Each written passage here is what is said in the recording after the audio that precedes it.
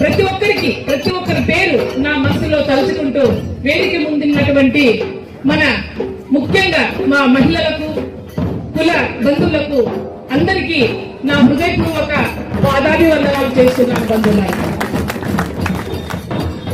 ఈరోజు ఈ కనకదాస విగ్రహ ప్రతిష్టాపనకి ప్రత్యక్షంగా పరోక్షంగా ప్రతి ఒక్కరు జరగన్న అన్నగారు అయిండొచ్చు, సర్దా కావచ్చు, రాజుగా అయిండొచ్చు, బందపన్న గారు కావచ్చు, అదేవిధంగా మరి పరోక్షంగా కూడా సహకరించిన ప్రతి ఒక్కరికి మన ధన శక్తి శ్రమ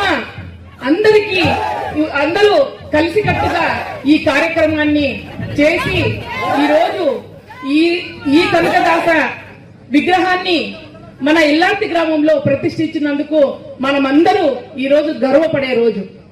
కనకదాస అంటేనే ఈ రోజు కులాలకు అతీతంగా పార్టీలకు అతీతంగా చేయవలసిన కార్యక్రమం ఇది. కనకదాస కర్ణాటకలో ఎంత ప్రసిద్ధనో ప్రతి రాష్ట్రంలో కూడా అంతే ప్రసిద్ధిగాంచిన వారు. మానవులలో దైవ మానవుడైనటువంటి మన కనకదాస గురించి గురువు గారు చెప్తారు.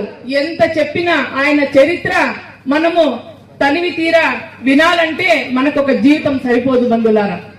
ఈ రోజు ఈ కార్యక్రమం ఇక్కడ జరిగిందంటే ఎన్నో జన్మల పుణ్యం చేస్తే గాని ఈ ఎల్లార్తి గ్రామంలో ఈ ప్రతిష్టాపన జరగడానికి ఒక మూల కారణం మన కనకదాసు ఉన్నాడంటే మనం కులంలో ఎంతమంది భేదాభిప్రాయాలు ఉన్నా కూడా చిన్న చిన్న గొడవలతో దూరం అయినా కూడా ఈ రోజు ఆ కార్యక్రమానికి ప్రతి సంవత్సరము అందరూ కలిసి కట్టుగా పార్టీలకు అతీతంగా కులస్తులు ఒక దాటిపై చేరి ఈ కార్యక్రమాన్ని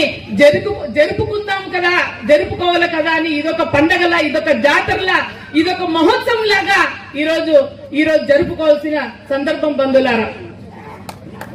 కులವೆಂದು ಹೊಡೆದಾಡದಿರಿ కుల నెల ఏనేనాదురో బల్లిరా అన మన కనకదాసుడు కులంకి అంకితం కాదు, ప్రతి కులస్తులు కూడా పాదాభివందనాలు చేస్తారు. ఈ రోజు మన కనకదాసు గురువులైనటువంటి వేదవ్యాసుడు ఆయనకు గురువు. అదేవిధంగా మహా శ్రీకృష్ణ భక్తుడు అతను. ఆయన వేదవ్యాస గురువులు వచ్చి సభలో కనకదాసలు మరి అన్ని రాజ్యాల నుంచి వచ్చిన రాజులందరినీ ఒక సభలో అందరిని అడుగుతారు, స్వర్గానికి